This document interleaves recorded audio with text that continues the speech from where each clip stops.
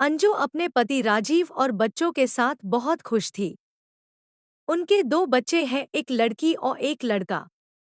बड़ा लड़का अभी 12 साल का है, लड़की छोटी है 8 साल की। एक मिडिल क्लास परिवार है। अंजू के पति राजीव का कपड़े का एक छोटा सा कारोबार है, जिससे उनका घर और दोनों बच्चों की पढ़ाई अच्छे से हो जाती है। राजीव अपने बच्चों और पत्नी को बहुत प्यार करता है। अंजू अपनी छोटी सी दुनिया में खुश थी। लेकिन फिर उस एक दिन से सब कुछ बदलने लगता है। एक दिन राजीव जब घर आया तब उसका मूड कुछ ठीक नहीं था। उसके बच्चे वहीं बैठे पढ़ाई कर रहे थे। बातों बातों में उनमें बहस हो गई और वो झगड़ा करने लगे। राजीव वहीं बैठा था और अपने ही ख्यालों में खोया था। उनको झगड़ता देख राजीव को गुस्सा आ गया और उसने उठकर अपने बच्चों को एक एक तमाचा लगा दिया। अंजू किचन में से आई। बच्चों और अंजू के लिए यह बात बड़ी ही आश्चर्य की थी, क्योंकि राजीव ने आज से पहले कभी अपने बच्चों को मारना तो दूर की बात जोर से डांटा भी नहीं था। हमेशा उन्हें प्यार से समझाया था। लेकिन आज उसे क्या हो गया था? अंजू ने राजीव से बात की, क्या हुआ, आपको कुछ बात है क्या? लेकिन वो गुस्से में कुछ नहीं बोलकर वहां से चला गया। अंजू को पता चल गया था कि जरूर कोई बड़ी बात है जो राजीव को परेशान कर रही है। कुछ दिन राजीव का स्वभाव ऐसा ही रहा। इस दौरान राजीव अपनी चीजों को लेकर भी कुछ ज्यादा ही पर्सनल हो गया था। उसने अपना एक अलग लॉकर रख लिया था, जिसकी चाबी उसी के पास रहती थी।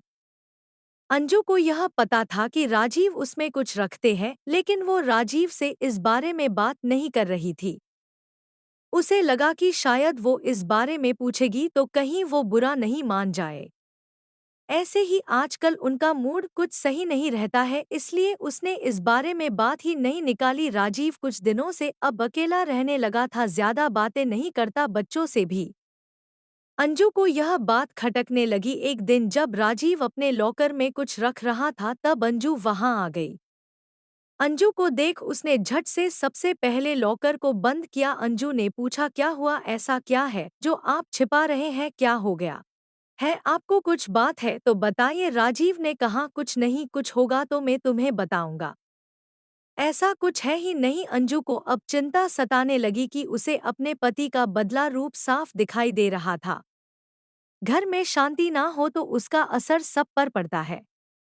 करीब एक महीने तक उसके पति का यही रूप रहा, लेकिन एक महीने बाद अचानक वो फिर से बदलने लगा। पहले की तरह ही अपने बच्चों से बात करने लगा, शांत और सरल पहले से भी ज्यादा हो गया। अंजू खुश तो थी, लेकिन उसके मन में अभी शंका और संकोच तो बना ही हुआ था कि अपने पति के इस तरह के बदलाव से उसके मन में अभी तक दुविधा थी। सब कुछ धीरे धीरे फिर पहले जैसा होने लगा, लेकिन अभी भी राजीव अपने लॉकर को नहीं छोड़ता था। लॉकर पर ताला ही रहता था, ना ही उसे किसी को हाथ लगाने की इजाजत होती थी। अंजू को लगा राजीव फिर से वैसे हो गए, अभी यह काफी है। धीरे धीरे वह शायद खुद ही अपने मन की बात बता दे। समय बीतता गया। एक दिन अंजू दोपहर में अपने घर से कुछ काम को निकल गई। राजीव दुकान पर थे और बच्चे स्कूल में, इसलिए वो घर के काम से खुद गई। लेकिन बाहर जाने पर उसे पता नहीं था कि उसे ऐसा कुछ दिखाई देने वाला है। उसे वहां राजीव दिखाई दिया, वो भी एक बहुत ही खूबसूरत औरत के साथ, और राजीव उसे पैसे भी दे रहा था। उनको देखकर अंजू छिप गई ताकि वो दिखाई नहीं दे। लेकिन अब उसके मन में सवालों के भूचाल आ गए थे। तरह तरह के ख्याल आने लगे कि इस औरत की वजह से ही शायद उसके पति में बदलाव आया है। शाम जब राजीव घर आया तो अंजू ने पहले ही कुछ सोच रखा था। उसने राजीव से पूछा, दिन कैसा गया, कहीं गए थे या दुकान पर ही थे?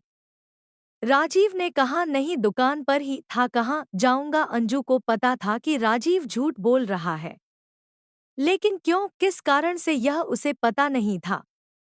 उस दिन से अंजू राजीव पर नजर रखने लगी। वो बीच बीच पर दुकान जाती थी और राजीव का फोन चेक करती थी।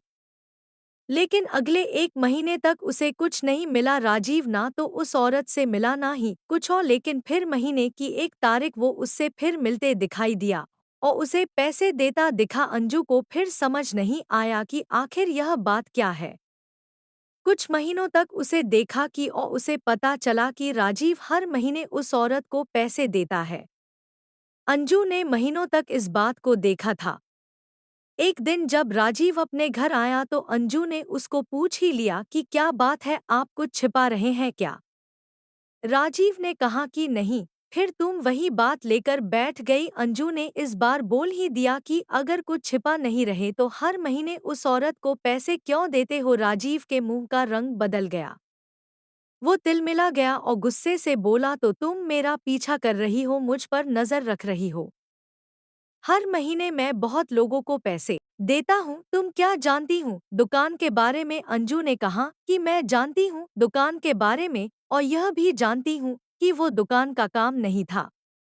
राजीव ने कहा कि तुम्हें जो समझना है समझो, मुझे तुम्हें कोई सबूत देने की जरूरत नहीं है। वो बात वहां खत्म नहीं हुई। अंजू ने उसके बाद भी राजीव पर नजर रखी, लेकिन अब उसे वो उसके साथ फिर दिखाई नहीं दिए। अंजू ने सोचा कि शायद राजीव ने अब मिलने की जगह को बदल दिया होगा। राजीव का लॉकर भी उसे अब खटकने लगा। उसे लगा कि हो ना हो शायद इसी में वो राज है जो उस औरत और राजीव के बीच में है। जब राजीव नहीं था तब उसने कोशिश की उस लॉकर को खोलने की, लेकिन वो नहीं खुला। घर में बच्चों को देखकर अंजू चुप हो गई। उसने इस बात को घर में उठाना बंद किया। उसे लगा कि इसका उसके बच्चों पर बुरा असर पड़ेगा और वो नहीं चाहती थी कि ऐसा हो। समय बीतता गया। करीब 3 साल के बाद राजीव की तबीयत खराब हुई। राजीव की तबीयत खराब हुई, उसे सांस लेने में प्रॉब्लम हो रही थी। राजीव अपनी पत्नी को बिना बताए अस्पताल गया था और करीब 1 या 2 दिन बाद वापस आ गया। घर में किसी को इस बारे में उसने नहीं बताया। 2 दिन बाद जब वो घर आया तो अंजू उस पर टूट पड़ी। बोली कि क्या हालत बना रखी है, कहाँ थे, ऐसा क्या है जो आप इतने सालों से छिपा रहे हैं? आज मुझे आपके और इस लाकर के बारे में जानना है। राजीव ने अब सच बताना सही समझा। उसने लॉकर खोला और उसमें से फाइल निकालकर अपनी पत्नी को दिखाना शुरू कर दिया। सब देखकर अंजू के पैरों तले जमीन निकल गई। उस फाइल में उसकी बीमारी और अस्पताल के पर्चे थे। राजीव ने बताया कि आज से ठीक 4 साल पहले उसे पता चला था कि उसे एक गंभीर बीमारी है और वो ज्यादा दिनों का मेहमान नहीं है। इस बात ने उसे तोड़ दिया था। उसे चिंता सताने लगी थी। वो यही सब में डूबा हुआ था। वो निराश और चिड़चिड़ा हो गया था। यह सब हो ही रहा था कि एक दिन दुकान के सामने उसे एक औरत दिखाई दी जो कि भीख मांग रही थी। उसे देखकर उसे दया आ गई। उसने उससे पूछा कि क्या हुआ बहन, देखने से लगता है कि तुम अच्छे घर की हो और फिर सड़क पर इस तरह भीख मांग रही हो। उस औरत ने अपनी कहानी सुनाई। कहा कि वो अनाथ थी, उसके पति ने उससे शादी की, लेकिन उनके देहांत के बाद उसका वहां रहना मुश्किल हो गया था। उसे वहां के लोगों की नियत का पता चल गया था, इसलिए वो कैसे भी बचकर अपने 2 बच्चों के साथ वहां से यहाँ इस नए शहर में आ गई। यहाँ उसे गुजारा और रहना मुश्किल हो रहा है, इसलिए मजबूरन उसे भीख मांगनी पड़ रही है। राजीव को उस समय लगा कि अब उसकी जिंदगी कुछ ही समय की है, इसलिए उसने उसकी मदद करना शुरू किया। उसे और उसके बच्चे के रहने को घर और खाने की व्यवस्था करी। साथ ही हर महीने उसे पैसे भी भेजता रहता है। उसने ना सिर्फ उसकी बल्कि औरों की भी मदद करना शुरू किया। राजीव भी आश्चर्य से भरा रह गया था कि इस दौरान उसे पैसों की कमी नहीं रही। साथ ही जो बीमारी उसे कुछ दिनों में खत्म करने वाली थी, उसके इस अच्छे काम की वजह से उसे अभी तक जीवित रखे हुए है। उसने अपनी पत्नी से कहा कि अब मैं अपने घर की जरूरत के बाद जितना हो सकता है सबकी मदद करता हूँ जिसे जरूरत है। मुझे अंदर से खुशी मिलती है, शायद यह उन लोगों की दुआ है जो अभी तक मैं जीवित हूँ। अंजू यह सब सुनकर रोने लगी और उसने अपने पति से माफी भी मांगी। उसने कहा कि आप इतना सब कुछ झेल रहे थे और हम आपको कितना गलत समझ रहे थे। अंजू भी राजीव के इस काम में अब उसका साथ देने लगी। इस जिंदगी में कब क्या हो जाए हम में से कोई नहीं जानता है। अगर हम किसी के काम आ जाए, किसी को जिंदगी जीने में मदद कर दे तो उससे बड़ी बात कुछ नहीं है। अच्छे कर्मों और नियत का फल हमेशा अच्छा होता है।